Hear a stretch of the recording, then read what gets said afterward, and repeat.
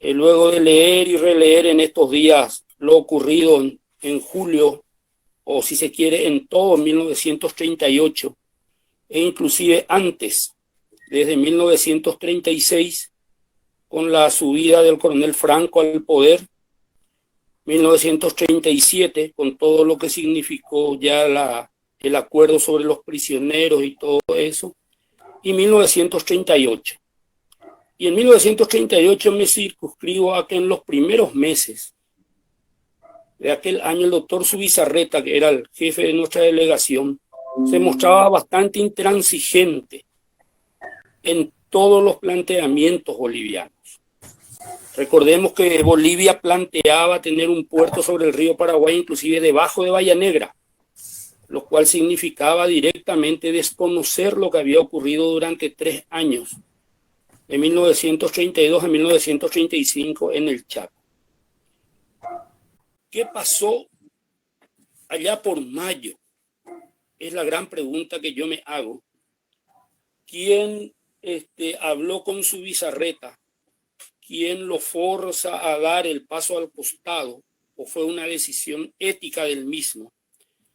Que también, como la vez pasada lo estábamos hablando en un programa, uno de los grandes pecados de Zubizarreta fue haberse quedado callado, haber guardado silencio en aquel momento, pues él bien sabía que si él hablaba, eso significaba la caída del gobierno de Félix Paiva. Él permaneció callado, quizás por una cuestión política, una cuestión política partidaria, de disciplina partidaria, vamos a decir. E inclusive, recordemos que Zubizarreta se opuso a la presencia de Cecilio Báez cuando la invitación en mayo a participar de las diversas reuniones que ya empezaban a hacerse con el ánimo de cerrar el acuerdo de paz. Toda esa situación, a mí por lo menos particularmente, me llama poderosamente la atención. Zubizarreta deja de asistir a las reuniones, lo reemplaza el secretario de la delegación, Efraín Cardoso, y realmente son hechos que llaman la atención. El 19 de mayo Zubizarreta comunica al presidente Paiva su voluntad de renunciar al no encontrar conveniente la presencia de Cecilio Báez en Buenos Aires. Directamente Paiva deja en el congelador esa solicitud de renuncia de Zubizarreta, quien sin embargo sigue permaneciendo en la sede de la conferencia en Buenos Aires. Y así se va modificando esa línea de fronteras, y ya directamente Cardoso asume la conducción de la delegación paraguaya, hasta la llegada de Estigarribia, que también debe llamarnos la atención. Es decir, ¿quién acuerda con Estigarribia su traslado desde Washington hasta Buenos Aires para asumir la jefatura de la delegación paraguaya? ¿Qué se arregló a cambio? Entre comillas, se suele decir de que en realidad lo que Estigarribia arregló fue la presidencia de la República para él, cosa que ocurrió un año después, en 1939, y que ya venía con ese acuerdo o con ese apoyo a cambio de su postura a favor de la tesis boliviana. Y ahí lo dijo Luis Alberto Melo: soy hijo de excombatiente.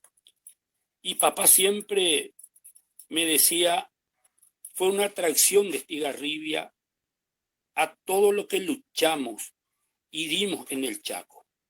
Es decir, papá siempre sostuvo que quizás Estigarribia haya sido un brillante conductor durante la contienda, pero fue un pésimo político y hasta, si se quiere, un traidor a la causa paraguaya en los últimos ajustes del tratado.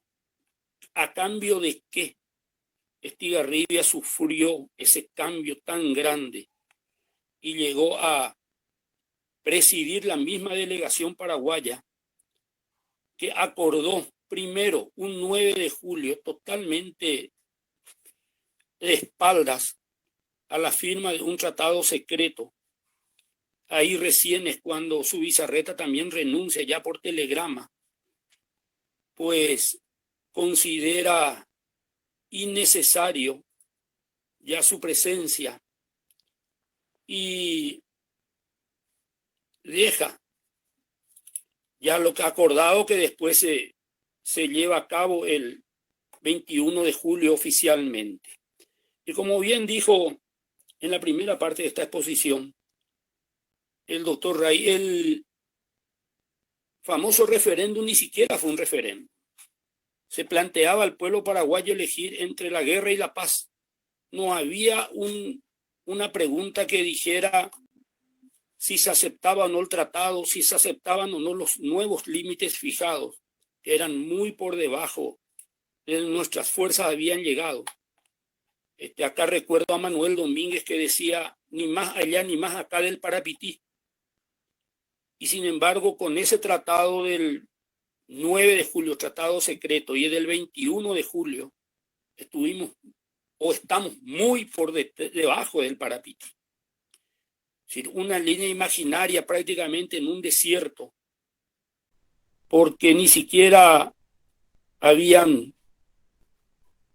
accidentes naturales por los cuales se pudieran fijar esos límites.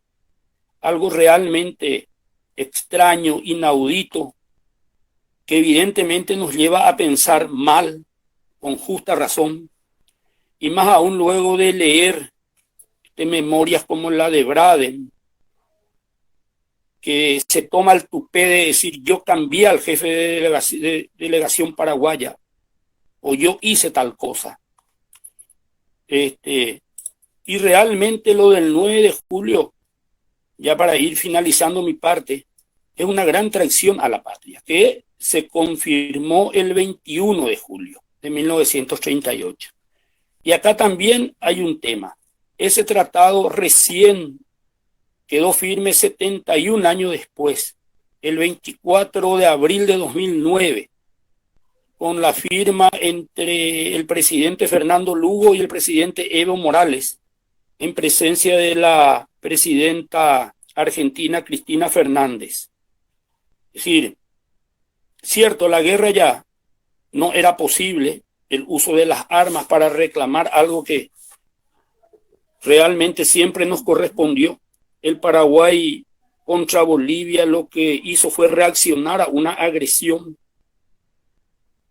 Salamanca pensaba de que, o consideraba al Paraguay el país más miserable de América y con el cual se podían lavar los honores perdidos durante la Guerra del Pacífico, pero vino y se encontró con otra realidad. Se encontró con la realidad, inclusive yo no diría de un ejército, sino de un pueblo en armas, que tuvo la virtud de llegar hasta el Parapité, inclusive más allá. Es decir, esas son las preguntas que más bien yo me hago de cara al 9 de julio y al 21 de julio de 1938. Muchas gracias a Replanteo Histórico y a las órdenes.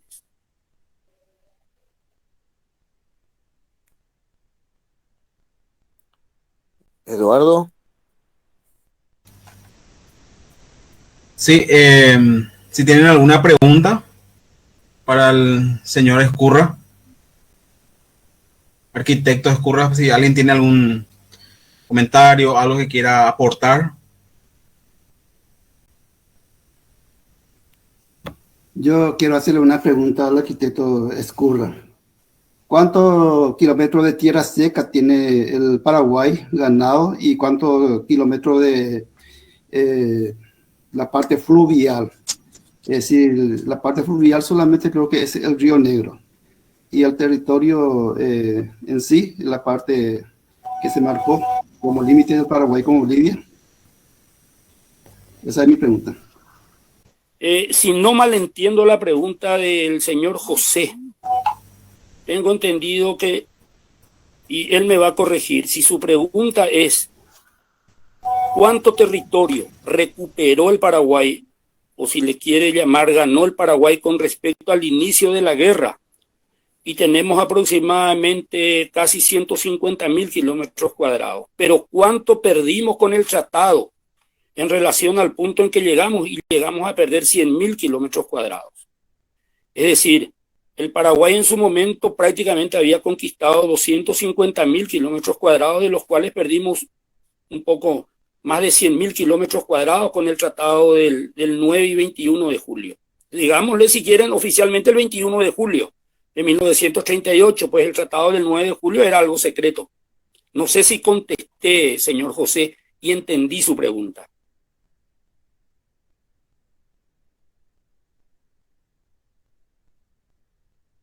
Otra pregunta también para los panelistas. La participación, por ejemplo, ¿qué determinante fue la del señor Cecilio Báez en las negociaciones? Bueno, me permite, voy a preguntarle al arquitecto lo que Adelante. antes. Yo entiendo que son 31 kilómetros de frontera fluvial, 738 kilómetros de frontera seca, es lo que es el límite, lo que quedó a Paraguay después del fracaso que tuvo nuestro representante al perder ese extenso territorio hasta el río Parapití. Y creo que también tuvimos 11 hitos principales.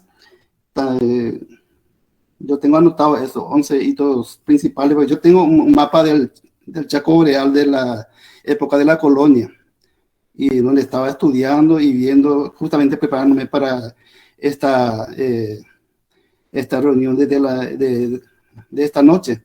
Y me tuve que actualizar otra vez porque son muchas partes de la historia paraguaya que estoy estudiando, porque yo soy docente de historia, y tuve que retroceder y conocer un poquito más lo que pasó del tratado, de la traición del tratado o de la firma del 9 de julio de 1938, porque siempre nos metieron en la cabeza el 21 de julio de 1938 la firma del Tratado de Paz. Eso yo siempre tenía metido en la cabeza. Esto.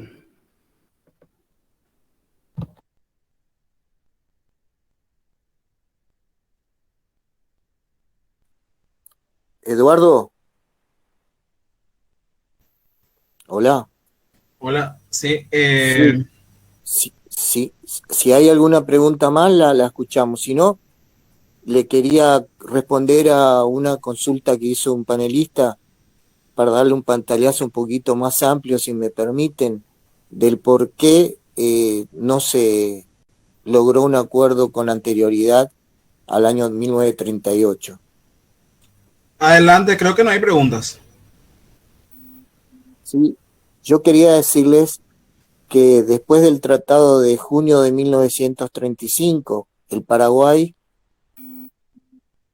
con la garantía de los países neutrales, tenía asegurada la paz del Chaco, o sea, tenía la paz asegurada y no podría haber movimiento alguno que hiciera el ejército boliviano que peligrara la soberanía lograda hasta ese momento, hasta la línea de Itos. ¿Y por qué digo esto? Porque ustedes saben que hubieron 24.000 o 22.000, entre 22.000 y 24.000 prisioneros bolivianos, de los cuales una buena parte, una buena cantidad, la flor y nata de los oficiales medios y altos, estaban prisioneros en el Paraguay. De tal manera que ustedes saben que tuvieron que apelar a la contratación, no sé si llamarles mercenarios, pero le podría caber ese mote, mercenarios oficiales chilenos, para poder continuar la guerra. Una guerra sin los mejores hombres de un ejército, tenientes, capitanes, tenientes coroneles, subtenientes, es muy difícil de afrontar. Es decir, que aunque uno tuviera ventaja material en armamento, ventaja material en hombres, muy difícil iba a ser cristalizar esa ventaja, y más teniendo en cuenta la idiosincrasia, la personalidad de los combatientes bolivianos, los cuales ante la pérdida de un superior inmediatamente quedaban como desorientados, algo muy diferente a la personalidad que tenía el combatiente paraguayo, el campesino paraguayo. Y continuando con esto de que no iba a haber guerra y por qué se tardó tanto, después que en enero de 1936 hay otro acuerdo que es un poco más infame todavía, o de la misma monta que el del 9 de julio de 1938, que es cuando el Paraguay, a través de su diplomacia, acuerda la devolución de los prisioneros. Imaginen ustedes que estamos en tratativas de paz, estamos luchando por lograr los objetivos mínimos que llegar al Parapití, y la propia diplomacia nacional acuerda cambiar 2.000, 3.000, 2.900 prisioneros, que es un trabajo que estoy haciendo, certificados, por 17.000 y pico, porque estaban los muertos, los evadidos, los que se quedaron en el Paraguay. Pero fundamentalmente todos los cuadros medios de los oficiales bolivianos. Entonces, ese quizás haya sido una de las causales que motivaron la revolución del 17 de febrero de 1936. Meses después, el coronel Franco, el gobierno provisional del coronel Franco, nuevamente, en forma unilateral, podrían decir algunos, declara la paz con Bolivia por decreto, y continúan las tratativas con una mínima que es la línea de Itos, y siempre aspirando a que el Paraguay al menos tenga una playa sobre el río Parapití, como mínimo, además de pedir compensaciones de distinta naturaleza. Es decir, que uno no tiene por qué acordar rápidamente cuando uno está posicionado militarmente en una zona, cuando los países, 6 países, Argentina y Brasil, lo de mayor poderío, jamás iban a permitir un nuevo evento bélico.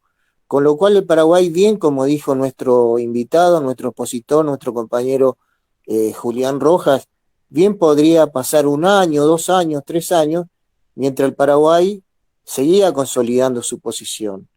Acuérdense que el Paraguay, cuando empezó la guerra, no estaba preparado para la guerra, y cuando terminó la guerra nunca estuvo tan bien armado como estuvo el 12 de junio, y después incluso hizo compra de aviones el gobierno del coronel Franco, para custodiar la frontera, de tal manera que ese cuco, como dijo acá el amigo, era un cuco para los niños, no había posibilidad de una vuelta a las armas.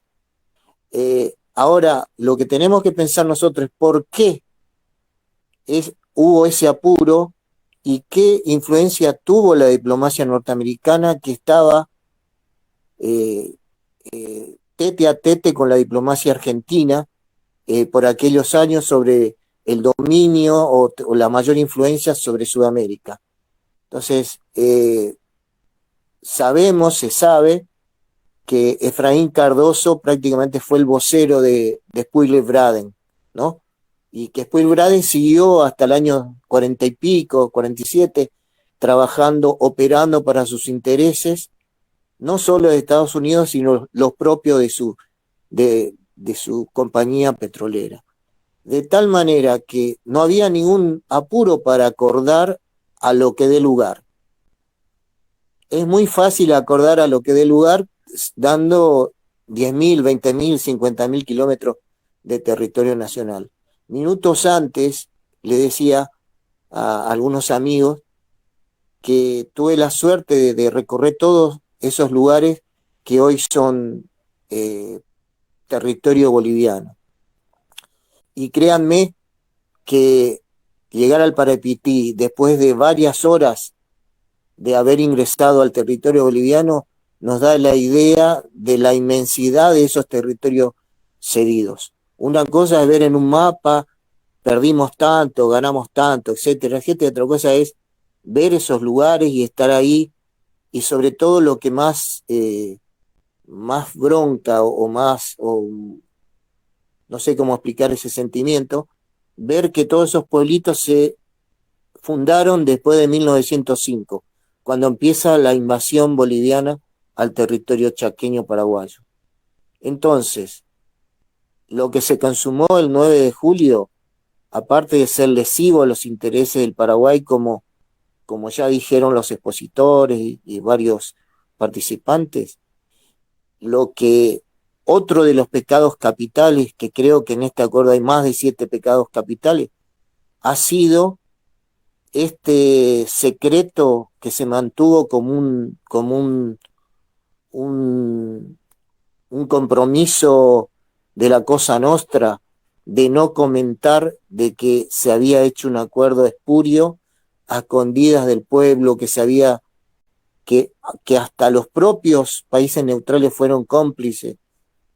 Mantener eso durante 30 años es prácticamente desconfiar de todo lo actuado.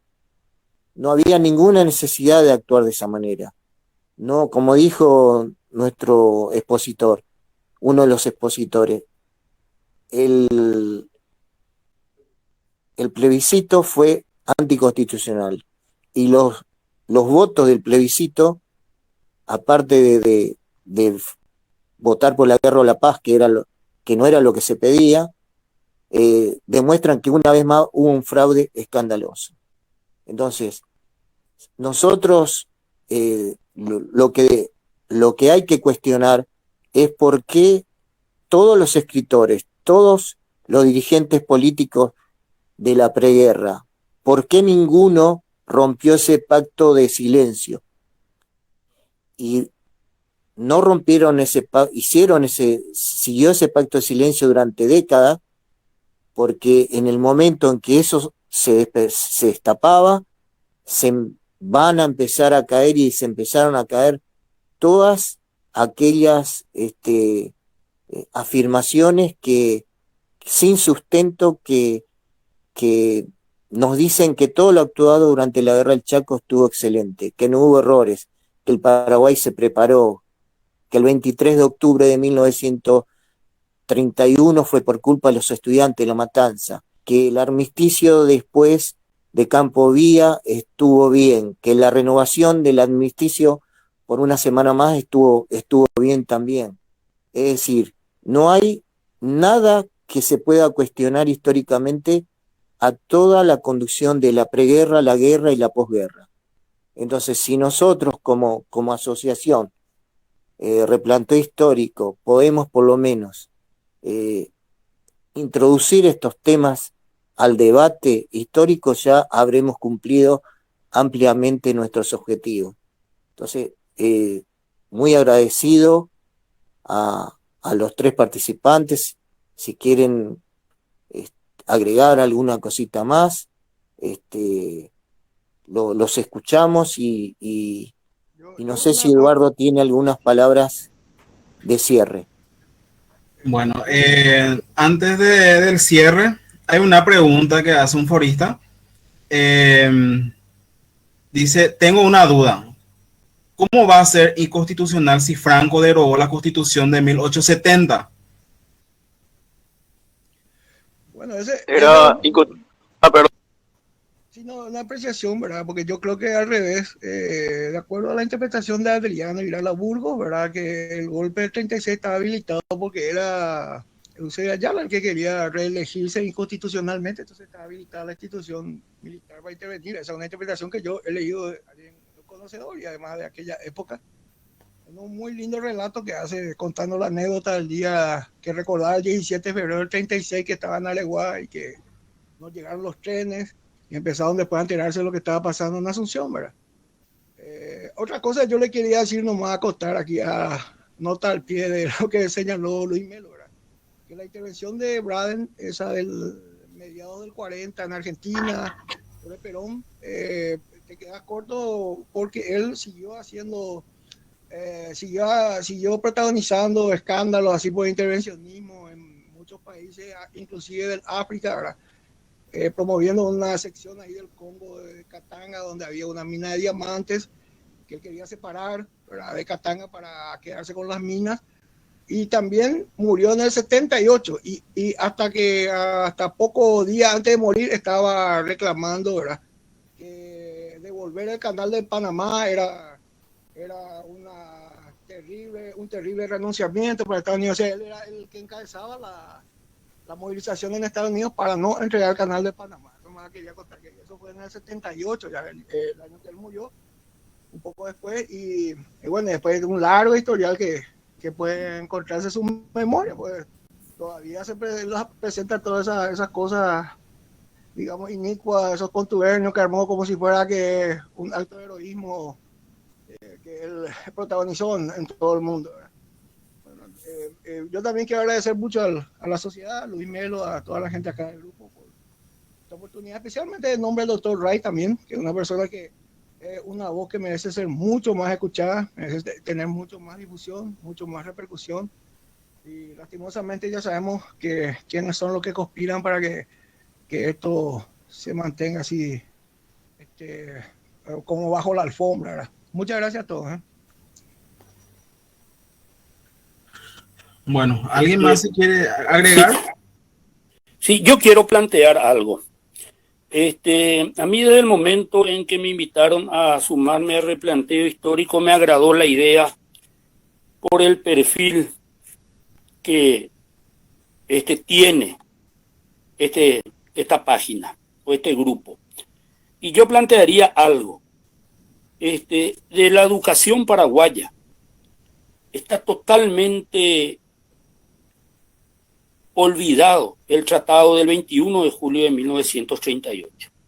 El niño paraguayo, el joven paraguayo y la mayoría de la población paraguaya cree que lo firmado el 12 de junio de 1935 es el tratado de paz con Bolivia. Es más, nosotros más festejamos el 12 de junio, que es la fecha de la firma del armisticio, que inclusive el 14 de junio, que es la fecha del alto el fuego. Y el 21 de julio sí es una fecha que pasa totalmente desapercibido en el Paraguay, cuando tiene que ser profundamente conocido y debatido, así como se conoce y se debate el Tratado Secreto del 1 de mayo de 1865.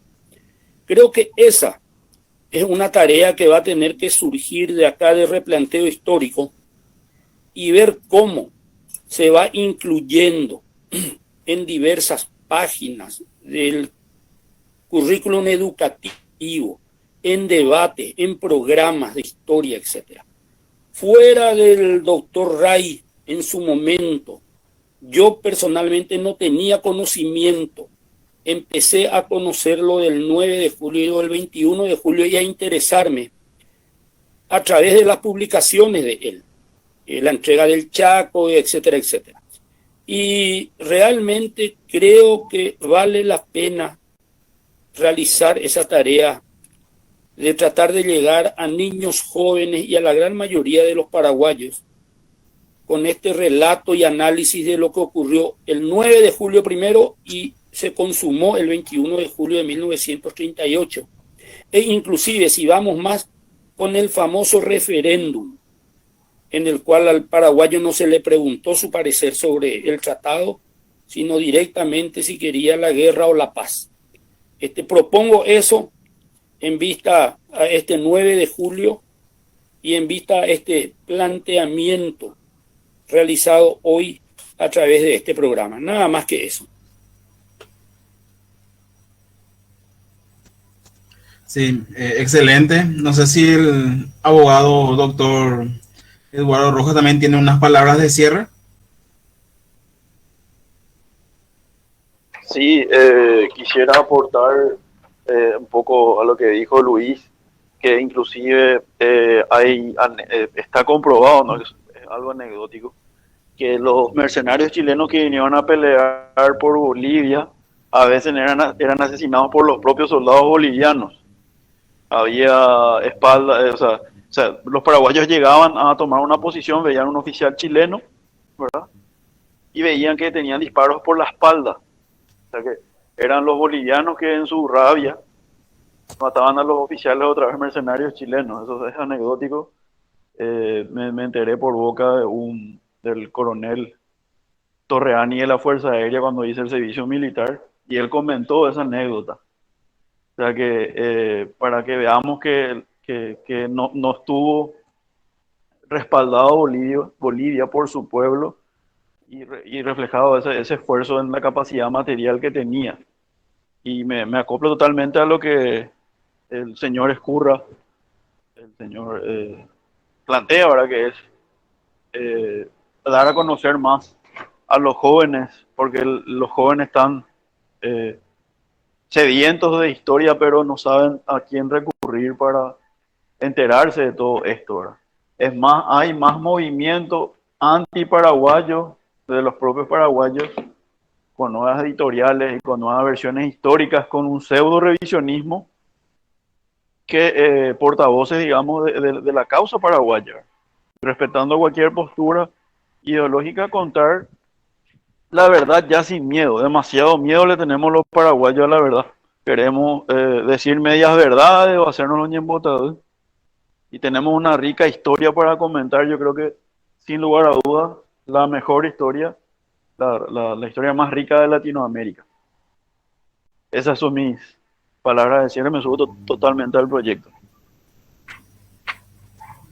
Excelente. Si alguien tiene alguna última consulta para luego ya poder despedirnos.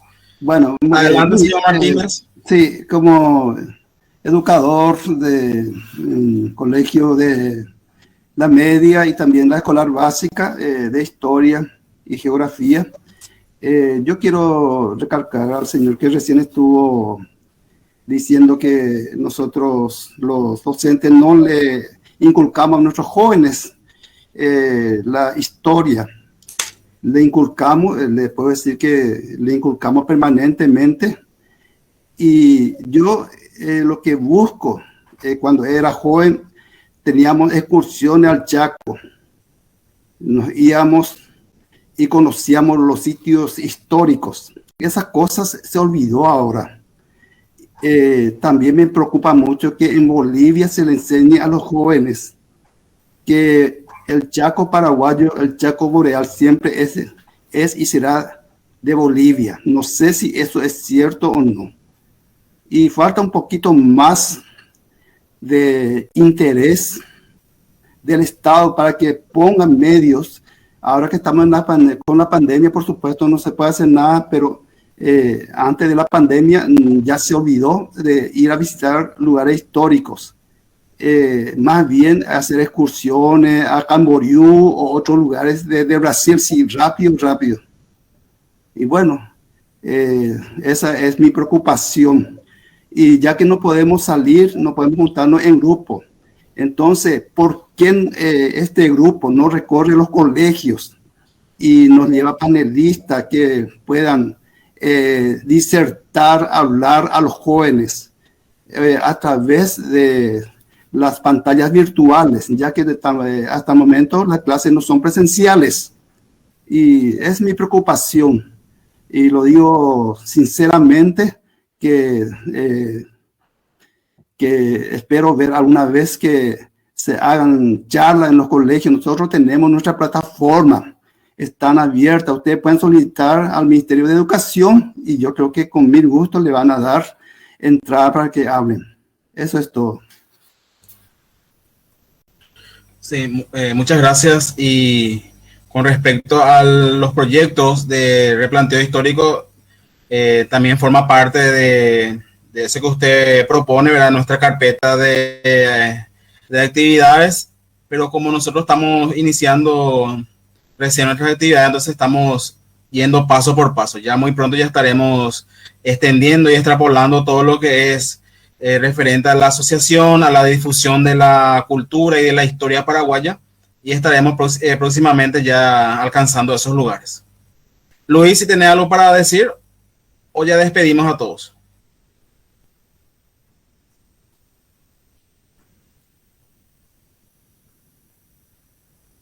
Bueno, entonces, en nombre de la Asociación Replanteo Histórico, agradecemos bastante y le damos las gracias a nuestros panelistas de hoy, Luis Agüero Wagner, el señor Escurras Paredes, Eduardo Rojas, quienes hoy expusieron brillantemente acerca de un tema poco conocido, poco tratado, pero que a la vez tenemos que ir aprendiendo, ir conociendo, ¿verdad?, cosas ocultas de nuestra historia, con lo cual estamos agradecidos con estas personas muy capacitadas quienes hoy nos ilustraron, ¿verdad?, de cómo fueron los hechos realmente a través de documentos y fuentes fidedignas también. No es que están hablando nomás por hablar, sino que tienen documentos respaldatorios que hacen, ¿verdad?, de que sea una historia valedera.